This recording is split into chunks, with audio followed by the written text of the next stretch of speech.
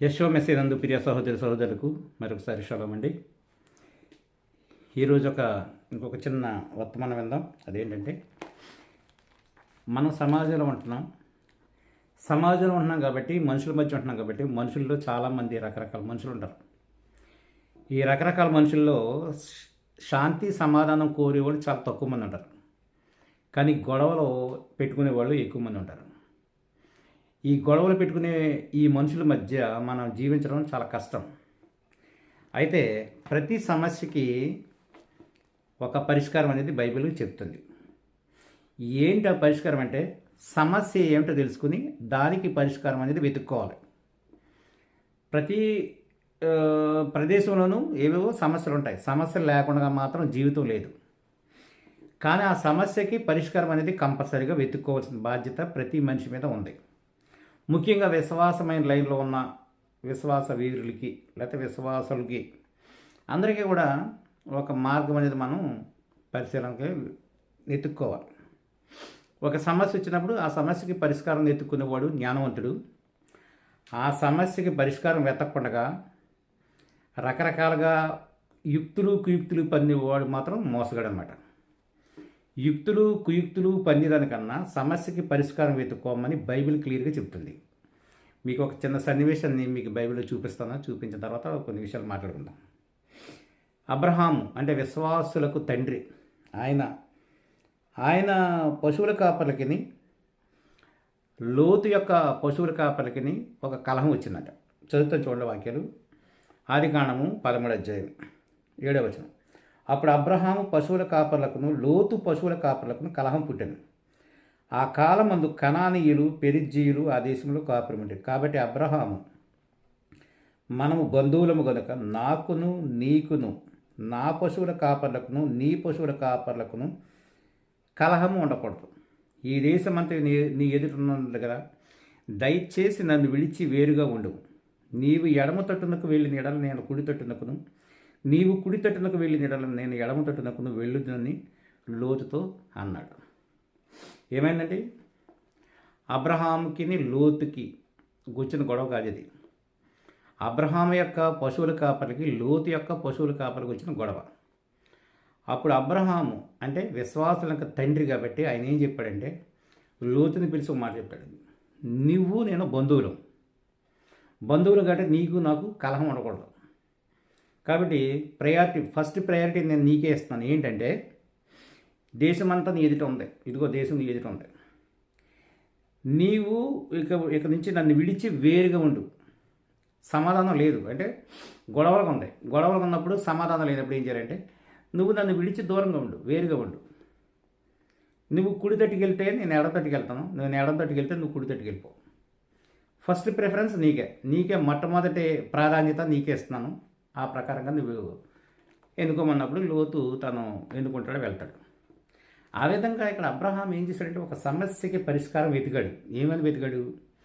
నీకు నాకు గొడవలు ఉండకూడదు. ఏం చేద్దంటే, నువ్వు నేను బంధువులం కాబట్టి గొడవలు లేకుండా ఏమవుదో మనం వేరైపోదాం. వేరైపోయి నీ దారి నువ్వు చూసుకుని నా దారిలో నేను ఉంటాను. నీ బ్రతుకు నువ్వు బ్రతుకు, నా బ్రతుకు నేను బ్రతుకుతాను. చాలా చక్కటి డెసిషన్ అనమాట. అప్పుడు ఏ విధమైన సమస్యలు ఉండవు. దానికి లోతు కూడా ఒప్పుకున్నాడు కాబట్టి లోతుకే ప్రాముఖ్యత ఇచ్చాడు. ఏమంటే, నువ్వు ఈ విధంగా చేస్తానంటే ఆ విధంగా చేయి, లేదు నన్ను ఈ విధంగా చేయమంటే నేను ఈ విధంగా చేస్తానని వాళ్ళు అక్కడ ఒక సమస్యకి పరిష్కారం వెతుక్కున్నారు.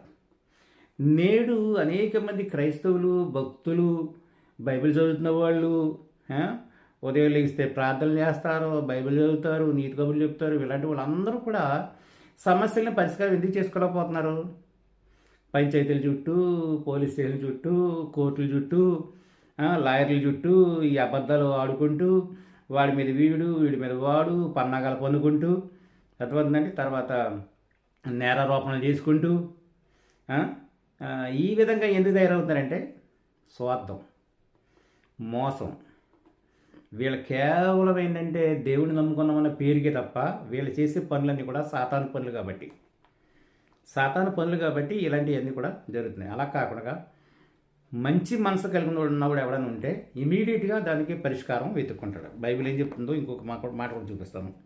మత్తయి సువార్తలో మెసేజ్గా చెప్తాడు ఒక మాట. ఏమని చెప్తాడంటే, నీ ప్రతివాదితో నీవు త్రోవలో ఉండగానే త్వరగా వారితో సమాధానపడుము. మత్తయి సువార్త 5:25. నీ ప్రతివాదితో నీవు త్రోవలో ఉండగానే త్వరగా వారితో సమాధానపడు. లేని ఎడల ఒకవేళ నీ ప్రతివాది నిన్ను న్యాయాధిపతికి అప్పగించును, న్యాయాధిపతి నిన్ను బంట్రోతుకు అప్పగించును. అంతటా నీవు చెరసాలలో వేయబడదు. కడపటి కాసు చెల్లించే వరకు అక్కడి నుండి నీవు వెలుపలికి రానేరవని నీతో నిశ్చయముగా చెప్తున్నాను. ఎక్కడేం చెప్తున్నాడు? నీ ప్రతివాది త్రోవలో ఉండగానే వానితో సమాధాన పడమంటాడు. ఇంకా క్లియర్గా బైబిల్ ఏం రాస్తుందంటే, సాధ్యమైనంత వరకు సమాధానంగా ఉండటానికి ప్రయత్నం చేయి. సమాధానాన్ని వెతికి వెంటాడు. ఒకవేళ సమాధానం అనేది నీకు కుదరినప్పుడు వేరుగా ఉండు. శత్రుత్వం అనేది మాత్రం పెట్టుకోకూడదు. సమస్య పరిష్కారం చేసుకోవడం, దూరంగా ఉండడం, నీ బ్రతుకు నువ్వు బ్రతకడం, అది బైబిల్ చెప్తుంది. అదే అస్తమాటు గొడవలే. కొన్ని ఇల్లు చూడండి, మీరు ఇల్లు చూస్తుంటే అస్తమాటు గొడవలే అండి. వాళ్ళకి పరిష్కారం ఉండదు. కోళ్ళ వంకటి తిడతారు, కుక్కల వంకటి తిడతారు. ఈ విధంగా ఏంటంటే వీళ్ళకి పని పాటు ఏముండదు. వీళ్ళకి తినేయటం, ఇంక వేరే పని ఏముండదు కదా. ఇంక గొడవలు పెట్టుకుని కూర్చోవటం, అస్తమాటు గొడవలు, ఆడి మీద ఈడి మీద రిపోర్ట్లు ఇచ్చుకోవడం, ఇవంతా కూడా డెవిల్ అనమాట. ఇదంతా సాతాను. సాతాను ఎక్కడ ఉంటుందండి, మనుషుల్లోనే ఉంటుంది. భక్తుల్లో మరీ దారుణంగా ఉంటుంది అనమాట. మీరు కోర్టుకి వెళ్ళి చూడండి, ఎక్కువగా పేర్లు పిలిచేంతా కూడా క్రిస్టియన్ పేర్లే. క్రిస్టియన్ పేర్లే పిలుస్తుంటారు. అబ్రహామా, సొలొమోనా, లేకపోతే ఈడ అలా పిలుస్తుంటారు. అంటే వీళ్ళందరూ ఎక్కడున్నారు? ఎందుకు శాంతి సమాధానం వెతక్కోవట్లేదు?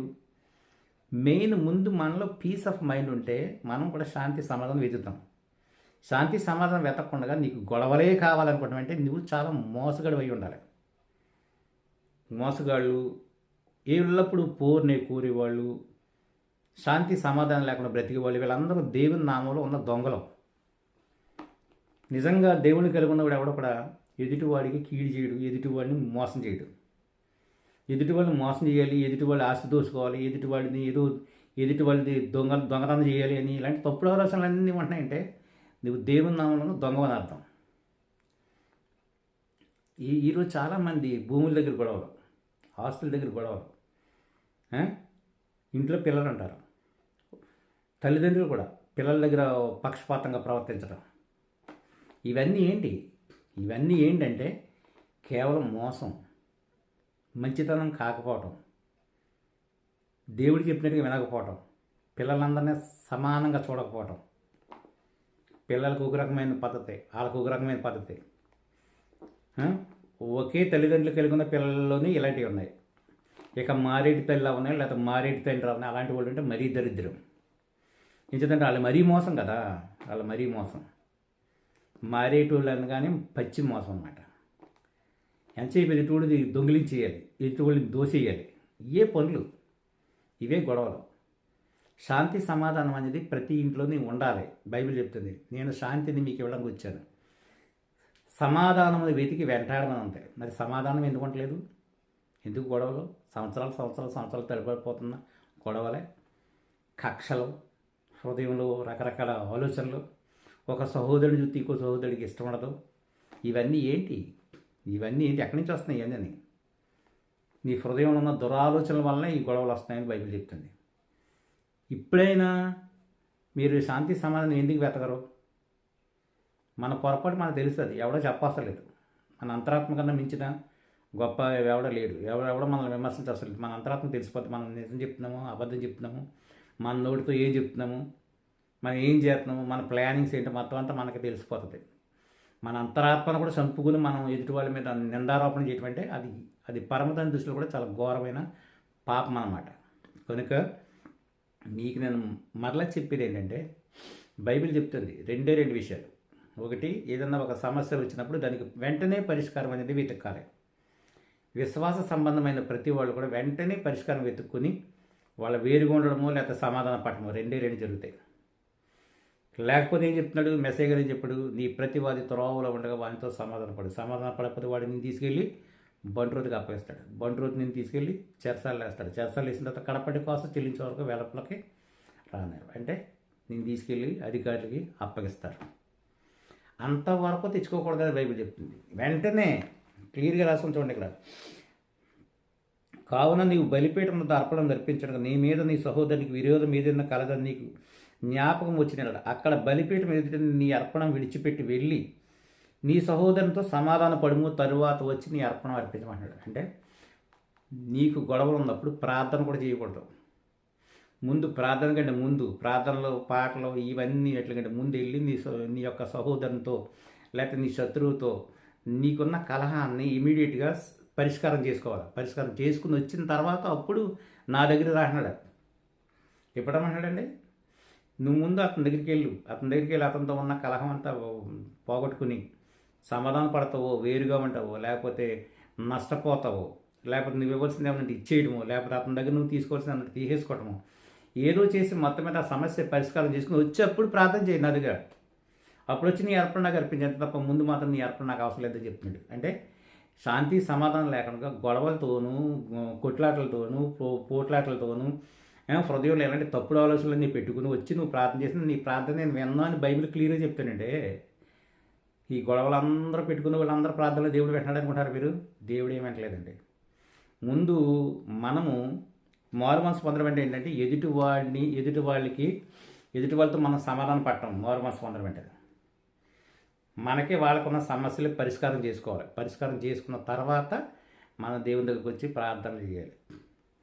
కనీసం ఇప్పుడైనా ఈ చిన్న వర్తమానం విని మీకు ఎవరితోటైనా గొడవలు ఉన్నా లేకపోతే మీకు ఏదైనా సమస్యలు ఉన్నా ఆ సమస్యలకు ముందు పరిష్కారం వెతుక్కొని ప్రశాంతత అనేది మీ మనసుకు తెచ్చుకుని ఆ తర్వాత ప్రార్థన చేయడం నేర్చుకోవాల్సిందిగా ఈ వర్తమానం మనకు తెలియజేస్తుంది. కాబట్టి వ్యక్తిగతంగా ఎవరైనా సరే మీరు తీసుకుని ఈ వర్తమానాన్ని మీరు తీసుకుని మీకు ఎవరితోటైనా గొడవలు ఉంటే వెంటనే సమస్యలకు పరిష్కారం చేసుకోండి.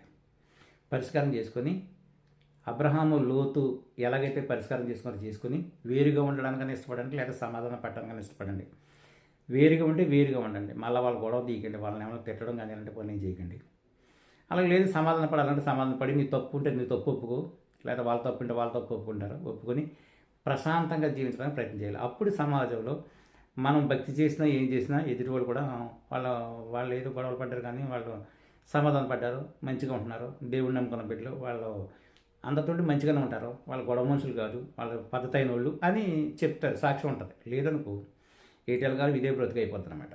కాబట్టి ఆలోచించుకుని నేడైనా ఒక మంచి నిర్ణయం తీసుకుని శత్రువులతో సమాధానం పట్టడమో లేకపోతే శత్రువులకు దూరంగా ఉండడమో నేర్చుకుని ఆ ప్రకారం జీవించడానికి ప్రయత్నం చేయండి. పరమ తండ్రి కొద్దిగా హెచ్చరిక మాటలను మీ వెనుకల్లో దీవించి ఆశీర్వదించను గాక.